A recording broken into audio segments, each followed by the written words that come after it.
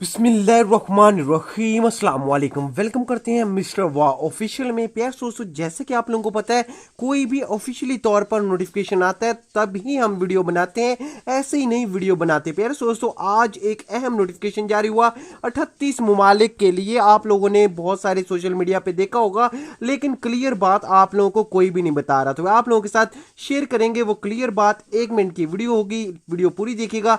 लेकिन उससे पहले एक रिक्वेस्ट मैं लाजमी करूंगा, वीडियो पसंद आए तो वीडियो को लाइक, चैनल को सब्सक्राइब और बेल आइकन को लाजमी दबा लेना है। प्यारे दोस्तों, आप लोगों को पता होगा बहुत सारे पाकिस्तानी मेरे ऐसे भाई हैं जो अफगानिस्तान के जरिए जा रहे हैं और हजारों रुपए लगा के जा रहे हैं, और कुछ का तो वीजा लग ही नहीं रहा, सिर्फ और सिर्फ धक्के खा रहे हैं। आप लोगों को बताता चलूं, अल्हम्दुलिल्लाह अल्हम्दुलिल्लाह पाकिस्तान का नाम लिस्ट में शामिल आ चुका है। ये जो 38 ममालिक की लिस्ट जारी की गई है, इसमें पाकिस्तान का नाम भी शामिल है। 17 मई 2021 को रात 1 बजे पाकिस्तान से फ्लाइट शुरू हो जाएंगी और आप भी जा सकते हैं।